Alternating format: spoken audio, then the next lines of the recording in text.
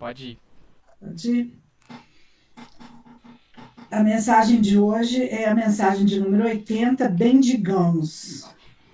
Porque quem quer amar a vida e ver os dias bons, refreie a sua língua contra o mal. Pedro, 1 Pedro, capítulo 3, versículo 10. Não vale condenar. O desmentido talvez chegue hoje de maneira imprevista, porque a misericórdia é alicerce da lei de Deus. Reflete quantas vezes já observaste o socorro invisível ao que era tido em conta de mal irremediável. Viste doentes graves voltarem repentinamente à saúde, quando já se achavam sentenciados à morte. Conheces malfeitores que se transformaram em homens de bem quando pareciam totalmente afundados na delinquência. Tateaste problemas complexos que encontraram equação de improviso, quando se te afiguravam plenamente insolúveis. Choraste sobre situações inquietantes que tomaram rumo salvador, quando tudo que fazia crer em tragédia. Seja qual seja a provação em curso, refreia a língua, para que a tua língua não amaldiçoe. É possível estejas vendo tudo em derredor de teus passos pelo prisma do desespero. Entretanto, asserena-te e aguarda, confiante, porque se a misericórdia de Deus ainda não está alcançando o teu quadro de luta, permanece a caminho. Vamos orar. Mestre Jesus, espiritualidade bendita, mais uma vez estamos aqui com o coração coberto de gratidão pela oportunidade da presença nesse grupo de estudos. Ajuda-nos a compreender que as provas da vida são caminhos de crescimento. Ensina-nos a renunciar ao egoísmo para que a tua luz brilhe em nós. Que o nosso esforço se converta em vida e paz para os que caminham conosco. Abençoa, Senhor, o nosso lar, os nossos familiares. Abençoa, Senhor, cada participante desse grupo, aqueles que hoje não poderão comparecer. Abençoa, Senhor Jesus, todos aqueles que sofrem. E hoje pedimos em especial pelo nosso irmão Divaldo, que ele possa receber as nossas vibrações de amor e de muita gratidão por tudo que ele fez, por cada um de nós, através das suas mensagens, dos seus livros, das suas palestras, da sua presença. Envolva-nos para que ele receba todo esse amor que direcionamos a ele nesse momento de transição. Que o teu amor nos envolva hoje e sempre. Que assim seja. Assim seja. Muito bom. Obrigado, Jane. Seja bem-vindo de volta. Sentimos a sua falta, tá? Eu senti muito a falta do Sentimos grupo. a sua falta aí com toda certeza do coração. Que bom. Mas vamos lá. Semana passada nós tivemos um estudo diferente com relação ao templo. Muito bom, por sinal, viu? Beleza. Foi muito elogiado o seu estudo, tá? Que algumas pessoas comentaram comigo. Que legal, que bom. Muito bom. Um mínimo esforço que a gente faz, né, para poder colocar o que significa o templo. Até teve alguns vídeos depois eu mandei para algumas pessoas, até muito parecido com o que no Instagram, com o que eu falei com relação ao templo ali. E eu lembrei de você porque uma das mesquitas que eu visitei, eu acho até que eu te mandei o vídeo, o rapaz lavando o pé na hora de entrar. Aí na hora do seu estudo eu lembrei dele lá, Isso aí. lavando os pezinhos. Se você for entrar na mesquita para orar, você tem que se lavar. Agora, se você vai entrar como um visitante, não tem problema.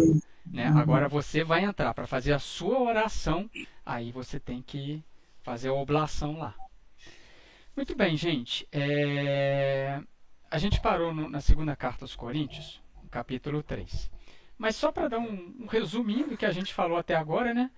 Essa carta e essa segunda carta de Paulo aí aos Coríntios, Ele está resolvendo alguns problemas de condutas, tá? Alguns problemas éticos cristãos, tá?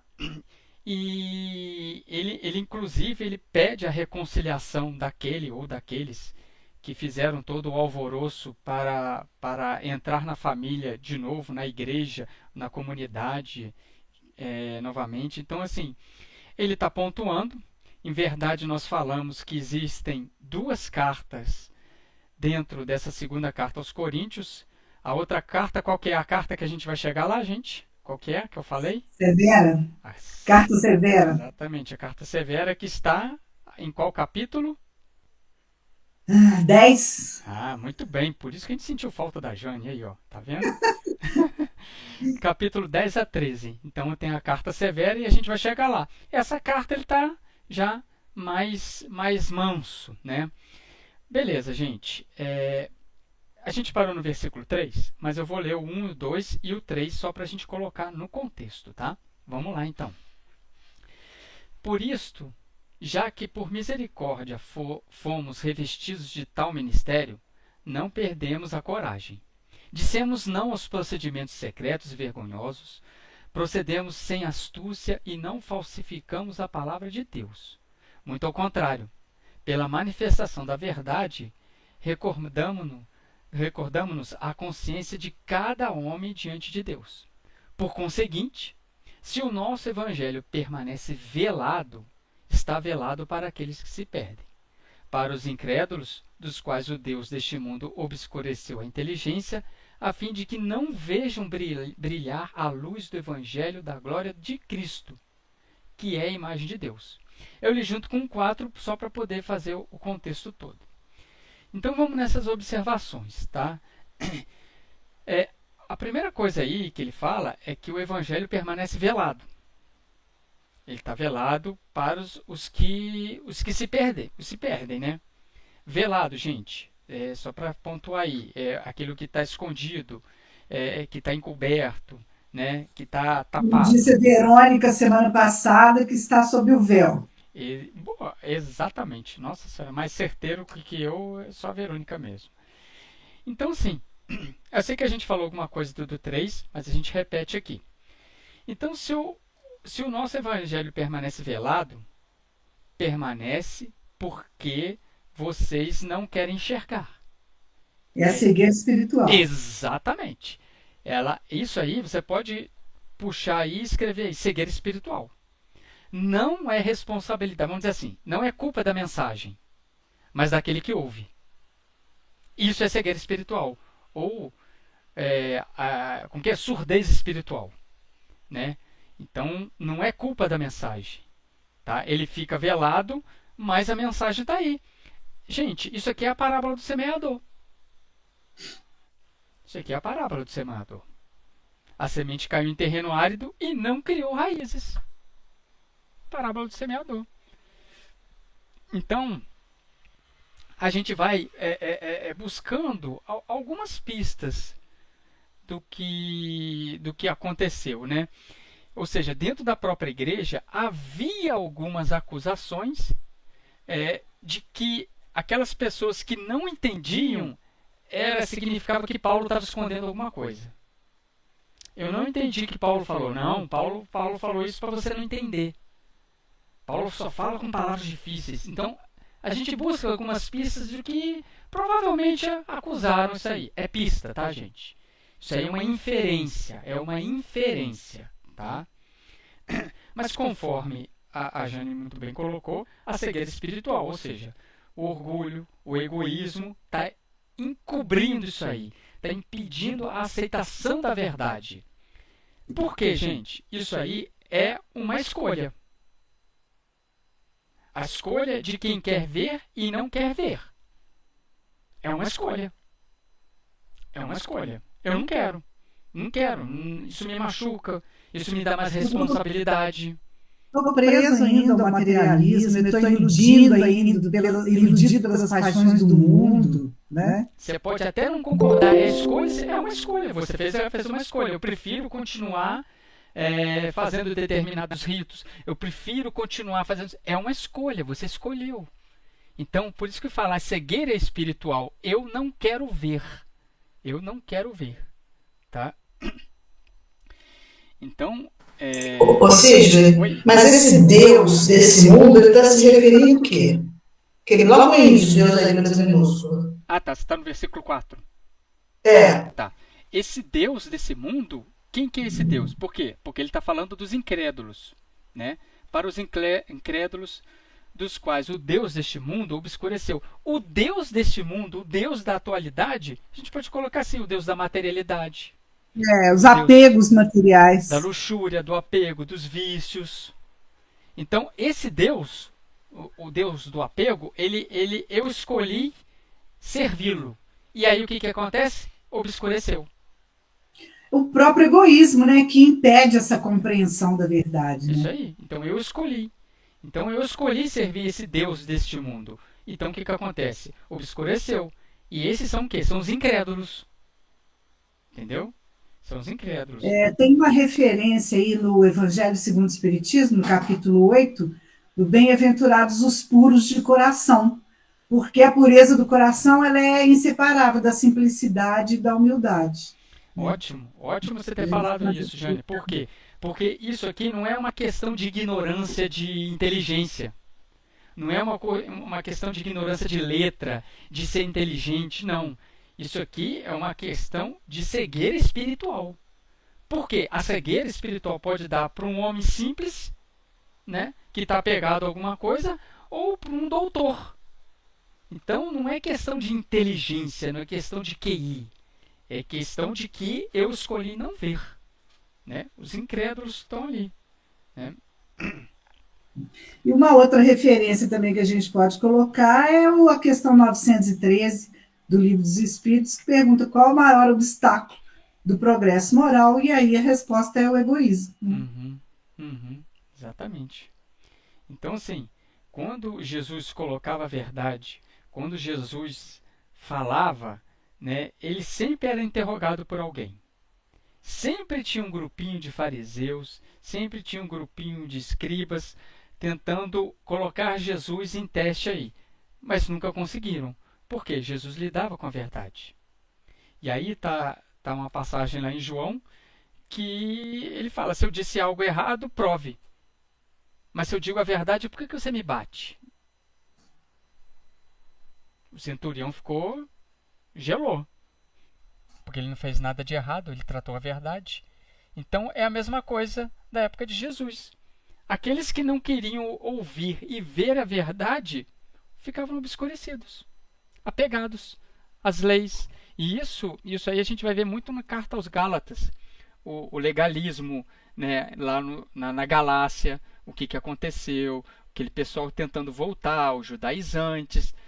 Sempre briga o desafio de Paulo era esse item com os seus irmãos judeus, né? Ficou ok, Verônica? Esse Deus aí da materialidade, esse Deus aí? Então vamos avançar. Posso avançar? Vou passar para o 5 aqui, tá, gente?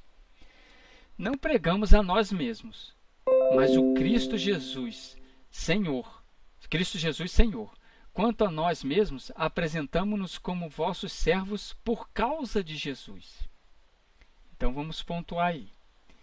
Ele não está falando de si. Ele não está falando de si. Ele está falando da mensagem. Por isso que lá em cima ele falou assim, a culpa não é do mensageiro.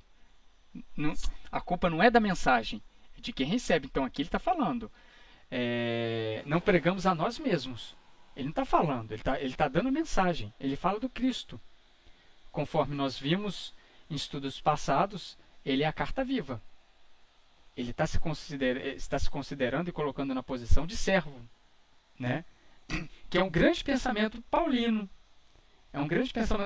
É essa servidão a Jesus Cristo, né? Que o próprio Jesus falou, né? Quem me vê, a mim vê e o Pai. Ou seja, ele era servo do Pai também. Então, o que Paulo está querendo falar? Não olhem para mim. Olhem para o Cristo. Não olhem para mim. Olhem o Cristo. Olhem o mensageiro. Eu só estou entregando aqui as cartas aqui. Então, tá fazendo só colocar aqui que meu carregador tá fora do lugar. Enquanto você coloca aí, deixa eu só citar aqui um trechinho de um livro do Alírio Cerqueira, que chama O Legado de Paulo de Tarso no Cristianismo Redivivo, e ele comenta esse versículo. Aí ele fala assim: a maior obra que nos cabe realizar é a da nossa transformação moral. A partir do momento em que nos esforçamos para realizá-la, vamos humildando o nosso orgulho e a nossa presunção, liberando-nos para realizar toda e qualquer tarefa em nome do Senhor Jesus, atribuindo-lhe sempre os méritos de toda e qualquer ação que realizarmos em nome do bem maior, dando por ele graças a Deus Pai. Uma das maiores falácias de muitos trabalhadores da seara de Jesus na atualidade é a presunção de crer que realizaram as obras por si mesmos. Essa ideia é estimulada pelos espíritos das sombras que desejam obstaculizar a marcha do Consolador. Aqueles que assim pensam não fazem o necessário trabalho de diminuírem o próprio ego para que a mensagem de Jesus predomine, atribuindo a si mesmos os méritos de qualquer ação benéfica que realizam. Terminam por entrar em processos de fascinação lamentáveis. Perfeito. Paulo praticamente ele fala assim, ó, se existe falha, a falha é minha. Mas se você conseguiu perceber a mensagem, você tem que louvar o Cristo. E é o contrário do que a Jane colocou aí, né? De que as pessoas se endeusam, né? Elas se colocam numa posição de que ela é o grande mensageiro, né? Se há falhas, as falhas são nossas, né? E não do Cristo. E só mais uma coisinha, mais uma coisa, mais uma pista. Não pregamos a nós mesmos, mas o Cristo, né? Observe que talvez ele esteja também sendo acusado de proclamar a si mesmo. É uma inferência. A gente pega as palavras de Paulo, a gente traça uma pista de que talvez o que ele estava sendo acusado, mas é uma inferência, gente. A gente também não sabe, isso é uma teoria. Por quê? Porque ele não ataca a pessoa. Ele não ataca os seus opositores. Ele não nomeia seus opositores, né? Por quê? Porque ele viveu isso do outro lado. Ele era um opositor do Cristo. Ele viveu isso, né? E o Estevão deu um exemplo vivo para ele. O Estevão não atacou ele. O Estevão amou ele até o seu desencarne. Né? O Estevão foi uma carta viva para Paulo. Foi uma carta viva para ele, na hora do testemunho dele. Né? Então, sim, ele não se justificou, ele não brigou, ele não fugiu. O que Estevão fez? Ele simplesmente testemunhou. Ele testemunhou Cristo. E Paulo viu aquilo tudo. Né? Então, assim, o Paulo sabe o que é uma carta viva do Evangelho e quanto tem que padecer em nome do Cristo. Foi Estevão. Né? Isso é plenitude. Alguém falou alguma coisa? Tem Emmanuel. Ah, tem Emmanuel. Tem Emmanuel. Tem Emmanuel, sim. Fonte Viva, capítulo 5. Elucidações. Capítulo 55. Capítulo 55, Você falou aí de cartas vivas. Nesse primeiro parágrafo aqui, ele fala justamente sobre isso, né? Os aprendizes da Boa Nova, quando em verdadeira comunhão com o Senhor, não podemos desconhecer a necessidade de retraimento da nossa individualidade a fim de projetarmos para a multidão, com proveito desejável, os ensinamentos do Mestre. Então, ou seja, cartas vivas do Evangelho. É o que ele vem falar aqui na mensagem. A gente tem que procurar as bases do Cristo. A base do Cristo. E nesse segundo parágrafo, eu achei interessante a questão dele colocar como paixão, né, paixões justificáveis de aprender, de ajudar e servir, porque às vezes a gente tem a falsa ideia de que paixão é só coisa ruim, né? Então tem a paixão boa, a paixão do bem, a paixão bem É o aproveitada. gostar, né? É o curtir aquilo ali, né? É se alegrar com aquilo ali, né? É se alimentar daquilo ali.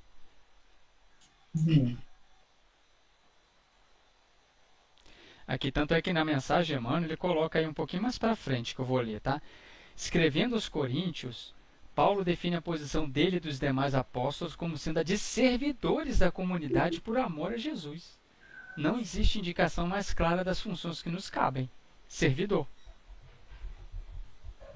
Ele responde, inclusive, aquela questão que você comentou dele ter sido colocado em dúvida quanto à posição dele, né? Aqui você entende perfeitamente que ele está Exatamente.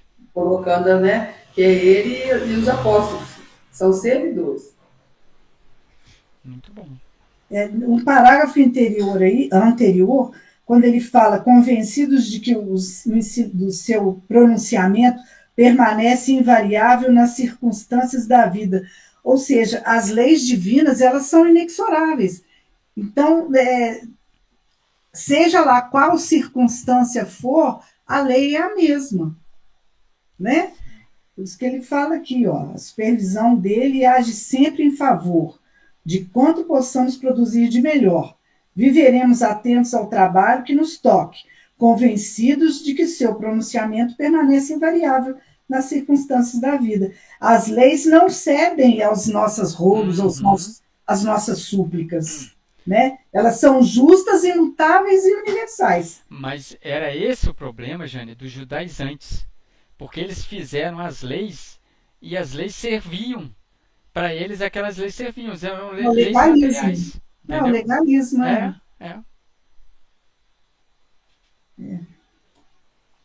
Uma outra coisa aqui, nesse outro parágrafo, quando ele fala da preocupação em qualquer parte, portanto, deve ser a da prestação do serviço em seu nome, compreendendo que a pregação de nós mesmos, com a propaganda dos particularismos peculiares à nossa personalidade, será simples interferência do nosso eu em obras da vida eterna que se reportam a reinos de Deus. Quando eu li isso aqui, dos particularismos peculiares à nossa personalidade, será sempre a simples interferência do nosso eu lembrei do colorido do médium, né? Algumas interferências que acontecem e o médium coloca um pouco dele. O processo anímico. Perfeito, isso mesmo, o processo anímico. Por isso que a gente colocou, né? Se tem erro, o erro é meu. Não é da mensagem, o erro foi meu de passar. Não é o processo anímico. Ele passou por mim e eu deturpei a mensagem. Se você entendeu errado, o problema foi meu, não foi da mensagem. Entendeu? É o que a gente coloca da diferença de doutrina espírita e movimento espírita. Né? A doutrina tem um corpo certo. A doutrina espírita é uma coisa. O movimento espírita é aquilo que nós, homens, fazemos da doutrina espírita. Exatamente. Aí o erro está ali, no movimento, não na doutrina. De uma certa maneira, a gente estudando, a gente vê que são, né, repetindo aí o que a gente acabou de falar, são os velhos judaizantes reencarnando de novo, fazendo as leis de novo, né? Entendeu? Que aconteceu lá no judaísmo, que nós fizemos na Igreja Católica e estamos fazendo agora na doutrina espírita. Exatamente. Né?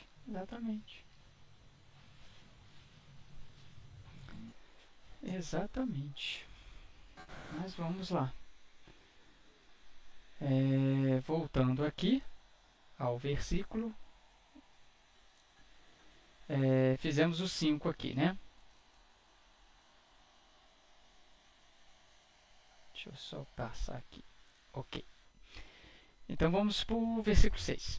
Porquanto Deus, que disse, do meio das trevas brilhe a luz, foi Ele mesmo quem reluziu em nossos corações, para fazer brilhar o conhecimento da glória de Deus que resplandece na face de Cristo. Vamos lá, bastante coisa aqui, hein? Primeiro, Eu achei esse versículo tão confortador, porque assim, mesmo no erro, né, mesmo aqueles com essa cegueira espiritual, se eles abrirem, colocarem o evangelho de Jesus no coração, eles vão ter a oportunidade de fazer brilhar a vossa luz. E aí eu fui na referência de João 8:12, fala lá, Jesus, luz do mundo. De novo, Jesus lhe falava, eu sou a luz do mundo. Quem me segue não andará nas trevas, mas terá a luz da vida. Então é isso que o Paulo está falando para eles. sim. Né? Vocês podem ter essa mudança. Uhum. Não é? Perfeito, porque do meio das trevas brilha a vossa luz. Ele está citando Gênesis.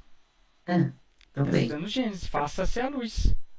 Né? E o caminho é esse, Marília, o que Paulo está querendo fazer. Por quê?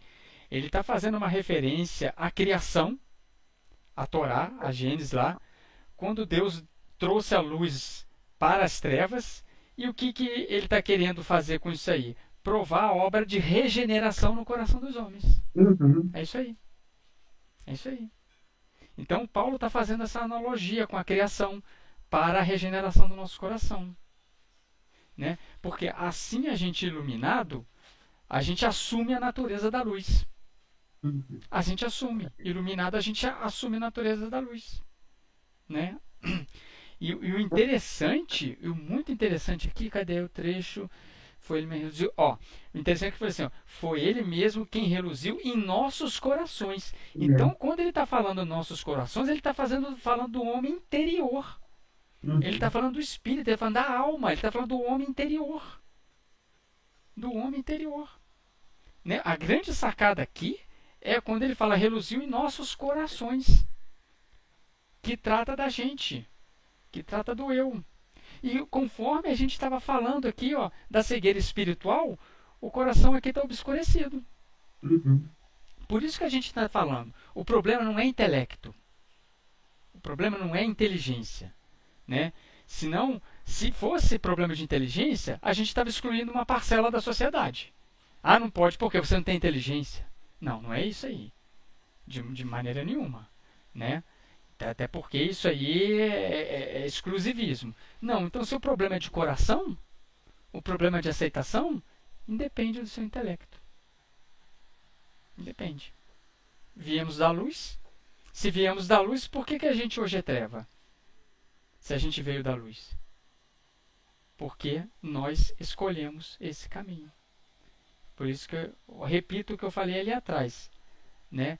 O problema, o desafio foram as nossas escolhas. Né? Se você pegar lá Adão e Eva, a grande parábola lá do Evangelho, qual que é a escolha que a Eva fez? Qual que é a escolha que o Adão fez?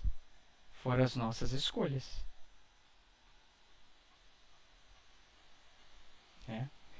E aqui tem uma palavrinha muito bonita também, que ele fala resplandece, né? Resplandece na face de Cristo. Né? Será que esse resplandecer aqui, ele não estava lembrando do encontro que ele teve com Cristo? Resplandecer? Né? Será que ele lembrou também das anotações de Levi, que as vestes de Jesus resplandeciam no Monte Tabor, ao encontro de Elias com Moisés? Eu pensei no que Paulo Estevam, gente, o irmão da Abigail. Ai, fugiu. O Gesiel. É isso. Quando ele estava sendo supliciado. Ele fica com o semblante todo, parece que iluminado, né? Iluminado. É a planificação da alma, né? Só almas muito depuradas que tem essa aparência aí, né? A gente chega lá, né? Mas o fato é que esse termo de resplandecer, ele lembra muito, né, o episódio do Monte Tabor, lembra o encontro com Jesus, né? Inclusive ele usou esse termo aí lá no 3:18. Se você for lá no 3:18, você vai ver lá o termo lá, ó. Ah lá, resplandecente, cada vez mais resplandecente. É a segunda vez que ele usa esse termo.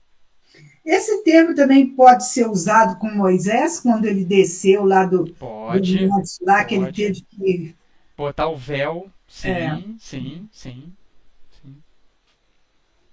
O mesmo. Vamos lá? Gente, agora nós vamos uma das partes mais bonitas dessa carta. Uma das partes mais bonitas dessa carta. E eu acho assim que a gente é para gravar isso no coração. No coração. Que é muito bonito se dizer de Paulo aqui. Muito bonito mesmo. Aqui na BJ, ela dá um subtítulo de Tribulações e Esperança do Ministério. Tá? O que é esse trecho aqui que vai do 7 ao 18? Ele vem mostrar o quanto que nós somos frágeis. Nós somos frágeis, mas nunca abandonados. Se fosse resumir em poucas palavras, seria isso. Nós somos frágeis, mas nós nunca estamos abandonados. Nós nunca estamos abandonados. Então vamos lá. Versículo 7. Trazemos, porém, este tesouro em vasos de argila, para que esse incomparável poder seja de Deus e não de nós. Gente, belíssima essa frase aqui de Paulo.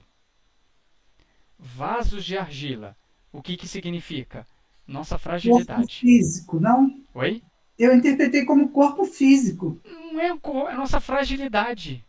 Nossa fragilidade moral. Tá, eu pensei em corpo físico. Mas pode ser o corpo físico também, porque ele vai quebrar. Físico, na sua fragilidade, na sua transitoriedade. Porque você tem que carregar com cuidado, você tem que tratar com cuidado. É o corpo também. Né? Por quê? Porque o Paulo está falando em vasos de argila, porque, de novo, ele está fazendo uma referência à Gênese. Por quê? Nós fomos criados do quê? Do barro. Do barro, do Adamá, da argila. Então, o nosso corpo é um vaso de barro, ele é frágil. Uhum. Em comparação com o espírito que habita dentro do nosso corpo, ele é um tesouro. Que é a luz espiritual. Exatamente. Então, é um vaso de argila que dentro tem um tesouro. É o que eles faziam antigamente para poder colocar os tesouros. Então, tem Emmanuel também. Tem Emmanuel. Deixa eu só finalizar essa partezinha aqui, ó. Porque ele falou o seguinte aqui, ó. Cadê? Para que esse incomparável poder seja de Deus e não de nós. Né? Esse incomparável poder seja de Deus e não nosso, mais uma vez. Ou seja, esse corpo frágil carrega um tesouro imortal, que é o Espírito, que é o poder de Deus. Que é o poder de Deus. Agora a gente passa para o Emmanuel. Aí, quando eu pensei nessa questão de corpo físico, porque eu joguei mais para esse lado, aí eu pensei na questão da reencarnação, né, da oportunidade, da ligação de alma e corpo, desse tesouro que é a reencarnação para nós, essa oportunidade que a gente tem de recomeçar. Sim, perfeito. Né? Essa oportunidade de aprendizado. Nós temos 3 Emmanuels? Temos 1, 2, 3 Emmanuels. Palavras de vida eterna. Aliás, a gente já leu essa mensagem, né, que é a mensagem 21, chamado Compreendendo. É uma mensagem muito bonita. Vai falar sobre as tentações, o vaso de barro de nossas inferioridades, né? Ele fala que a tentação da luxúria, a tentação da vingança, da cobiça, da crueldade. Né? Aí, antes disso, ele reforma lá a questão das conquistas serem bênçãos do Criador em teu coração de criatura. A gente deixar de lado a vaidade, né, de achar que somos bons por nós mesmos, né? E que a gente entender que tudo provém de Deus. Nesse segundo parágrafo ele fala: lembra-te de que os talentos da fé e o conhecimento superior o dom de consolar e a capacidade de servir, não obstante laboriosamente conquistados pelo esforço, que a gente tem que valorizar isso também, né? O esforço de cada um. Constitui bênção do Criador em teu coração de criatura. E o que nasce de nós, ele está falando aqui, a tentação. Se a tentação, contudo, nasce de nós, a flama da educação e do aprimoramento vem de Deus. É o que ele está, né, repetindo aí o que a Jane colocou. Conduzindo-nos para a esfera superior. Não te espantes assim à frente do conflito da luz e da treva em ti mesmo. Segue a luz, é certo o caminho. Eu lembrei do Paulo falando, né, que o bem que eu quero fazer eu não faço. E o mal que eu não quero, este eu faço. Nessa frase aí eu pensei nisso. Porque no final também, o último parágrafo, que ele eu acho que seria bom ler. Hein? Pode ler. Que ele fala, né, os dois últimos, né, segue a luz e acertarás o caminho. Riqueza mediúnica, fulgurações da inteligência, recursos geniais e consagração à virtude são tesouros do Senhor, que na feliz definição do apóstolo Paulo, transportamos no vaso de barro de nossa profunda inferioridade, a fim de que saibamos reconhecer que todo amor, toda sabedoria, toda santificação, toda excelência e toda beleza da vida não nos pertencem de modo algum, mas sim a glória de nosso Pai, a quem nos cabe obedecer e servir hoje e sempre. Aí mostra obedecer. E a nossa fragilidade, né? A nossa inferioridade. E o que a gente tem de melhor, de riqueza, né, de luz, vem do Pai. É o tesouro do Senhor. Muito bom. Tem uma mensagem aí, a outra mensagem de Emmanuel, que era para mediunidade. Né? Na mediunidade. É a mensagem 43 também do Palavras de Vida Eterna. Falando do vaso de barro, né? É uma mensagem para quem trabalha na mediunidade. Um esforço aí, ó. Bom, ninguém falou, eu vou falar. Esse parágrafo aqui, ó, através dela recolhes o influxo da esfera superior, sem compartilhar-lhe a grandeza, mas se guardas contigo humildade e correção, converteste-á no instrumento ao socorro moral de muitos. Eu lembrei daquela música católica, fica sempre um pouco de perfume nas mãos que oferecem rosas. Quer dizer, você, no seu trabalho, alguma coisa fica com você. Você trabalha na mediunidade, você está ali servindo, ajudando, e você recolhe com você. O primeiro beneficiário somos nós, né? Somos nós, isso mesmo. Somos nós, né? Aí eu me lembrei dessa musiquinha aí que eu cantei muito na minha infância. Tá de bom tom. Eu dou uma nota 7 para você. Acho que você... Oh, que bom! Pega, né?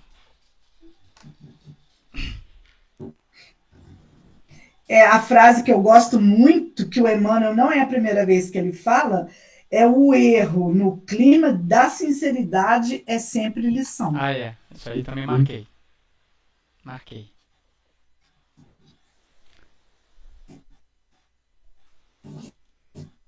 Muito bom essa mensagem aqui. Vamos para a próxima? Mais uma aqui do Palavras de Vida Eterna também, né? Vasos de Barro. Vasos de Barro. A 88. Mensagem bem pequenininha essa, né? Aliás, as mensagens Palavras de Vida Eterna não são muito grandes.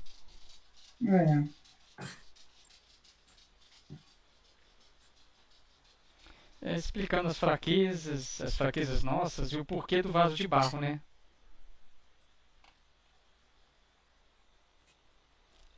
Comentários?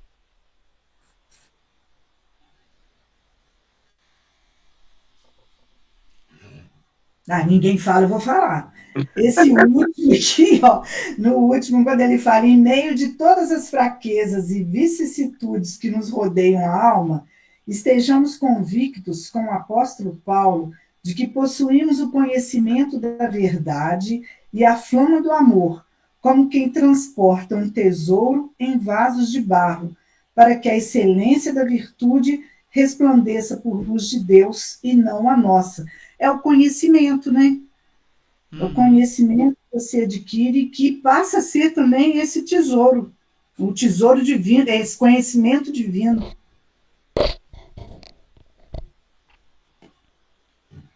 Vaso de barro.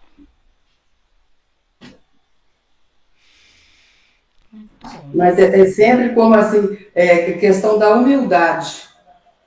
Sempre. Você está sempre tendo ciência de que não é você. Isso. Mas que é Deus através de você. Né? E esse exemplo que Paulo está colocando aqui de vaso de barro é um mega exemplo para a gente. Nós somos esse vaso. Né? Nós somos esse vaso frágil aqui. Uhum. Eu falei, essa parte aqui dessa carta aqui é para entrar no nosso coração. A gente abrir e interiorizar essa mensagem aqui.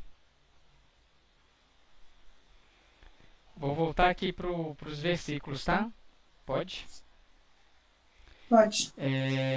Aqui, ó. Eu vou fazer uma leitura aqui do 8 e até o 10, porque é muito bonita essa parte aqui, ó. Somos atribulados por todos os lados, mas não esmagados. Postos em extrema dificuldade, mas não vencidos pelos impasses. Perseguidos, mas não abandonados. Prostrados por terra, mas não aniquilados. Incessantemente e por toda parte, trazemos em nosso corpo a agonia de Jesus, a fim de que a vida de Jesus seja também manifesta em nosso corpo. Inclusive, teve uma reunião mediúnica de quinta-feira que eu não sei se a Verônica lembra, ou a Magda, o Fernando Emílio usou esse argumento aqui para falar com o espírito. Eu não me lembro quem foi. Ele falou, somos atribulados, mas não esmagados. Aí eu falei assim, gente, ele está citando Paulo. Mas não foi comigo, não. Eu não sei com quem foi também, não, que ele usou esse argumento aí. Essas palavras de Paulo refletem essa resiliência espiritual diante das nossas provas, né, das nossas dificuldades. E aí a gente vai lá no Evangelho segundo o Espiritismo, capítulo 5, Bem-aventurados os aflitos. E também no Livro dos Espíritos, questão 258 a 273, que é a escolha das provas. E só para só completar o que a gente está colocando aqui e analisar o Paulo aqui, ele está colocando contraste, gente. Ele está colocando contraste aqui. Ele está colocando 4 contrastes aqui, se eu não me engano. Né? E esses contrastes são as crises. E o contraste dele é assim, é a crise-vitória. Crise-vitória, crise-vitória. É isso que ele está colocando aqui. Né? O que ele fala aqui, ó, eu posso chegar no fim dos meus recursos, mas eu nunca vou perder a esperança. Eu nunca vou perder a esperança. Por quê? A gente falou isso lá na Carta aos Romanos. O dever do cristão é a esperança. É isso que Paulo está demonstrando aqui. Ele fala primeiro do corpo perecível, falou do corpo frágil. E agora ele demonstra que mesmo com essa fragilidade que nós temos, né, o nosso espírito, o nosso tesouro mortal, a gente não deve perder a esperança. Não deve perder. Não devemos nos sentir esmagados, não vencidos, nunca abandonados, não aniquilados. Esse é o contraste que ele está fazendo aqui. Porque do nosso lado tem uma turma enorme orando. Tem uma turma enorme vibrando por você. Tem uma turma torcendo para você, para o seu acerto. Ou seja, nunca vencidos, nunca abandonados. Abandonados não. Então tem a ver com aquela luz, que Jesus é a luz do mundo. Então, é assim, vai fazer brilhar, né, a nossa luz interior. Né? Se o maior de todos, Marília, torce para a gente... Se o maior de todos está torcendo para a gente, quem é contra a gente? A gente. As nossas escolhas. Nós mesmos. E Paulo, É interessante que quando a gente lê isso aqui, o sentimento que aflora é que Paulo está trazendo essas palavras do fundo do seu coração, do âmago do seu espírito. Querendo transmitir mesmo a confiança, né? Então, assim, esmagados, vencidos, abandonados, aniquilados, não. Podemos estar aí, mas a gente nunca vai estar abandonado, a gente nunca vai estar esquecido de ninguém.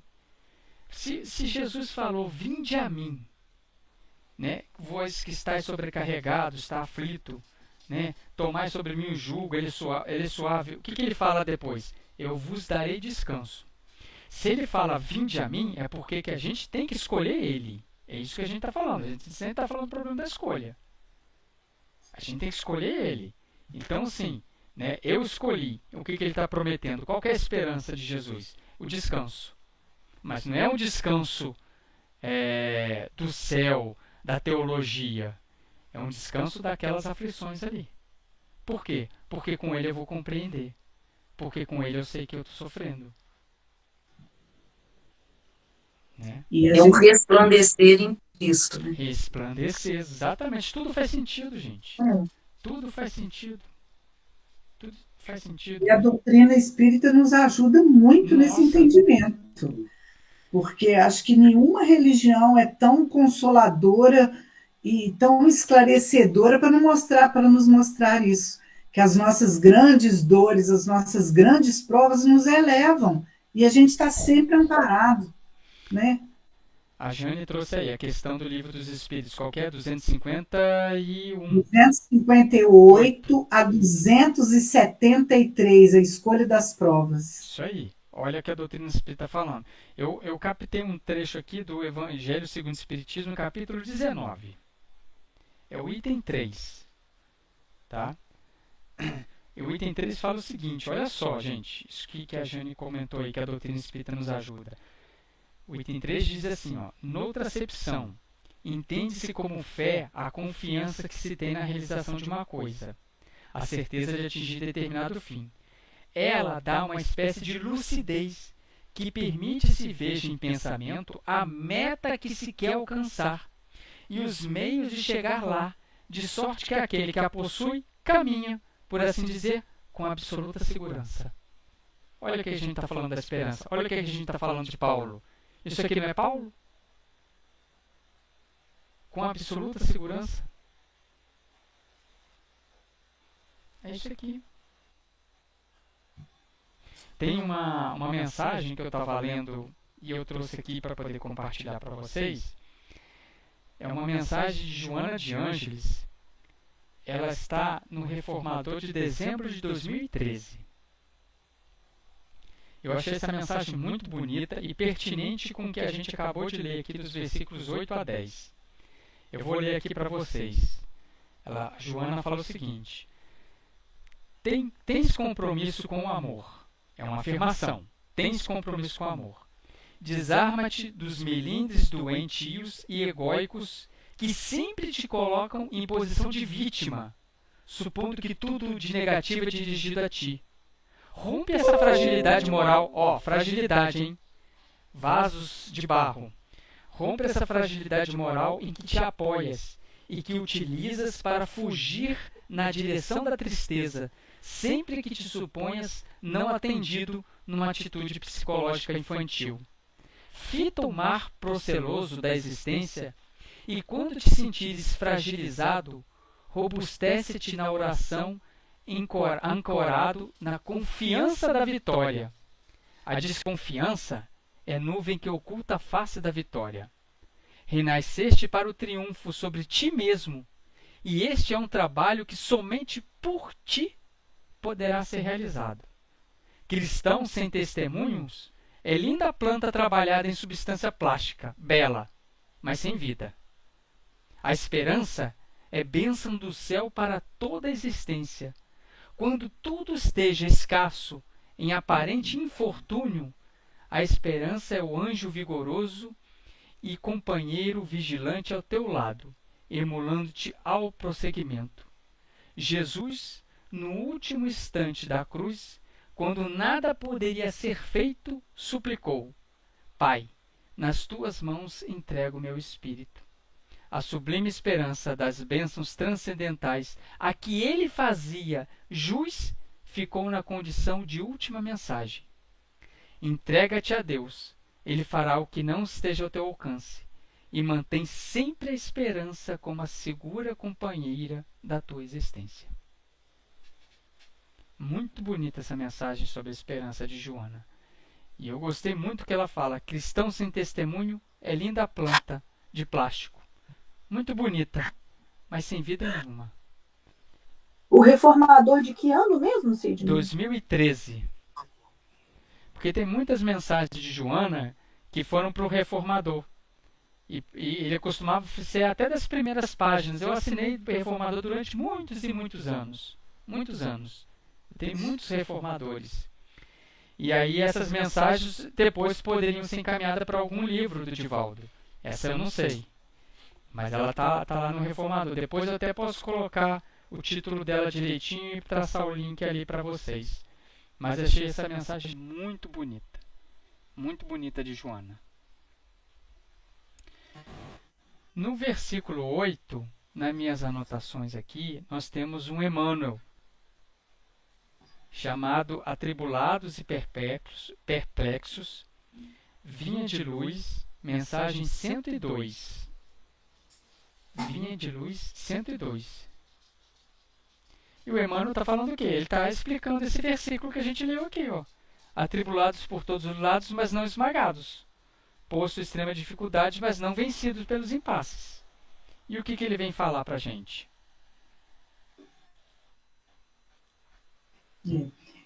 O parágrafo que eu marquei aqui é: e ainda hoje, enquanto oram confiantes, exemplificando o amor evangélico, reparam o progresso dos ímpios e sofrem a dominação dos vaidosos de todos os matizes. Enquanto triunfam os maus e os indiferentes nas facilidades terrestres, são eles relegados a dificuldades e tropeços, à frente das situações mais simples. E aí é isso que a gente observa, né? Porque o mal aparece, que os que erram estão sempre em destaque, conseguem tudo o que querem. Então, se a gente não tiver esse entendimento, a gente entra em desespero, a gente desconfia, a gente se fragiliza, porque a gente pensa: poxa, eu faço isso, sou trabalhador espírita, e olha o que acontece comigo. Aí o fulano ali não faz. E aí, se a gente ficar focado nisso, a gente perde a esperança. E aí, novamente, eu digo, a doutrina espírita nos esclarece essa situação. O porquê que agora eu estou assim, o que eu posso estar resgatando, o que eu posso estar acertando, e que o outro, se está agindo errado agora, ele terá também a oportunidade de reparar. Como nós estamos tendo. Como nós estamos tendo. E conforme a Joana colocou aqui, gente, nós temos que dar o nosso testemunho. A vida, Jesus falou, o mundo é de aflições. O nosso mundo que nós estamos vivendo é de provas e expiações. Tá certo que a gente já está no provas e expiações sênior, quase no último estágio aí. Mas ele continua sendo provas e expiações. A gente tem que dar o nosso testemunho, a gente tem que trabalhar nós mesmos. Gente, para a nossa existência de espírito imortal, hoje eu estava pensando nisso, né? Talvez a gente esteja indo para uma segunda e terceira geração de encarnações de espíritos espíritas. A primeira geração foi de Kardec.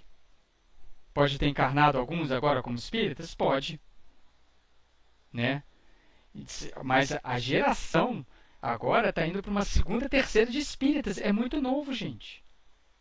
É muito novo. Quantas vezes nós reencarnamos nas vestes católicas de outras religiões? A Anete fala, Sidney, numa palestra dela, que no encontro que ela teve com o Divaldo e tudo, que a grande maioria dos espíritas que estão hoje, a grande maioria, é a primeira vez que estão encarnando. Sim, é a primeira vez. Eu estou falando o seguinte, aqueles que estão no mundo espiritual desencarnaram como espírita. Hoje estão indo para uma segunda geração, e às vezes terceira, lá da época de Kardec.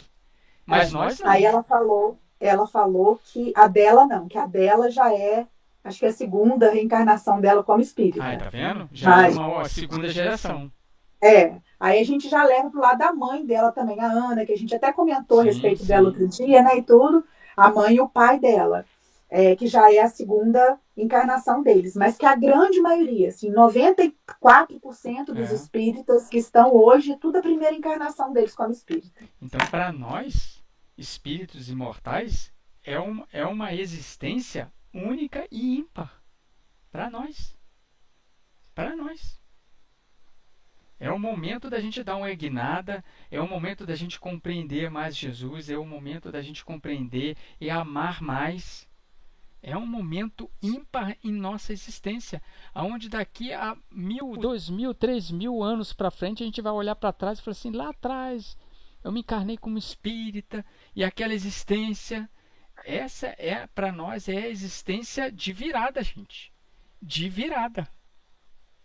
E Sidney, por exemplo, Abigail e Estevão, né, só tinham as escrituras. E olha o padrão espiritual deles. Aqui eles estão. Essa nossa geração tem o Velho, tem o Novo Testamento, tem a doutrina espírita, e a gente ainda está com esse vaso, com essas fragilidades ainda.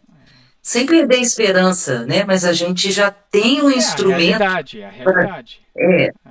para a gente se melhorar. Então a gente tem que aproveitar essa escola da vida, a gente tem que aproveitar essa encarnação. Vamos desencarnar como espíritas e depois seja onde a gente reencarnar, né? Nas próximas aí. Se como espírita ou não. Mas sempre com Cristo. E sempre aqui, atribulados, mas não esmagados. Dificuldades, mas não esquecidos. Então, essas palavras aqui... Pode ser que venhamos a reencarnar em outras religiões justamente para levar esse conhecimento que a gente está adquirindo aqui agora. Né? Luciana, lembra que nós vamos ser espalhados, hein? A gente vai ser espalhado, eu já falei isso também, já foi confirmado. A Nelinha vai acabar. Tô achando a menor graça. A gente vai se espalhar por esse mundo aí. A Márcia morre de pavor quando fala aí. Pois é, eu quero ficar no Brasil. Até a Márcia arrepia, imagina nós. Mas não vai não, Marília, mas não vai não, tá, filha? Pode esquecer, tá sendo preparado para poder ir. Vocês estão de apego. Jorge Alarraque falou isso, tá tudo sendo preparado para, O dele é outra congregação. Mas em algum momento a gente se esbarra, porque é a sintonia. É a família espiritual. Nós somos uma família espiritual. A gente vai continuar junto. Pois é. Eu já sei. A minha vaga no Castelo de Buckingham já está garantida. Eu vou por ali. Vou ficar na Bia, rico, milionário, de boa. Pregar o evangelho para os britânicos. Vai ser assim... De boa. Quanta humildade. Faltou o som aqui na hora, eu não consegui entender direito. Hein? Não vem? Hein?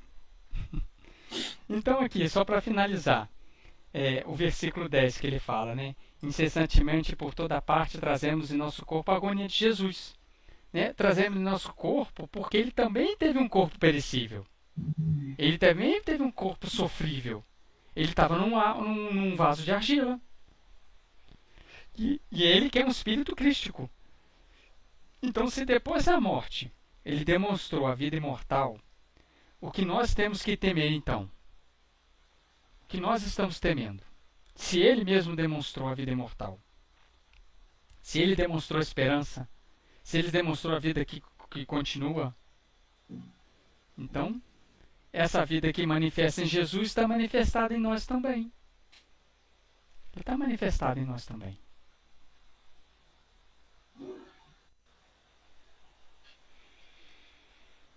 Ok? 20 horas. Paramos no 11. Vamos fazer o 11. Mas leiam, gente, esse 8, esse 9, esse 10, ele é muito bonito, né? Em determinados momentos da nossa vida, se a gente lê e a gente está passando por uma situação, de repente os amigos espirituais vão utilizar dessa fala, que está no arcabouço da nossa mente, vai ser, olha, o que Paulo está escrito lá, você não está esquecido, olha a esperança. Então isso aí nos acalenta. Bonitinho para pôr na porta da geladeira. Quando você É, sério, passar, sim, sim, exatamente. Então, semana que vem, dia 23. Semana que vem, dia 23 de abril. Abril já indo embora.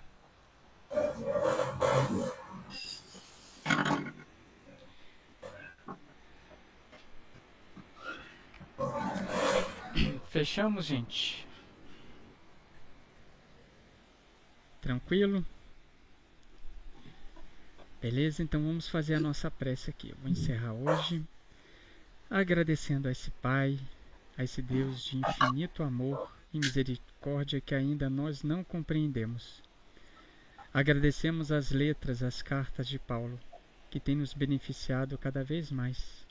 Que possamos a cada quarta-feira abrirmos os nossos corações para que esse entendimento realmente crie raízes. Agradecemos, Senhor, por toda a nossa existência, pelos testemunhos que demos, pela nossa fragilidade, porque ainda nós, Senhor, nos recorremos e muitas vezes nos rebelamos contra as leis divinas. Mas sabemos, Senhor, que no fundo do nosso coração, todos esses amigos espirituais que nos amparam, benfeitor e benfeitores espirituais, que velam e que oram por nós a cada dia.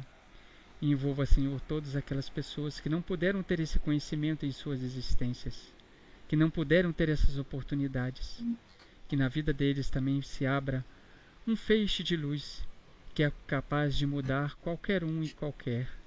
Obrigado, Senhor, mais uma vez, por essa casa que é a FEAC, que nos abriga todos os dias da semana com suas tarefas, com seus serviços, pelos grupos de estudos. Agradecemos pela doutrina espírita que vem nos amparando durante essa existência. Seja feita a vossa vontade, Senhor, e que possamos cada vez mais entendê-la e compreendê-la e vivenciá-la. Obrigado por tudo e que assim seja. Assim seja. Muito bem.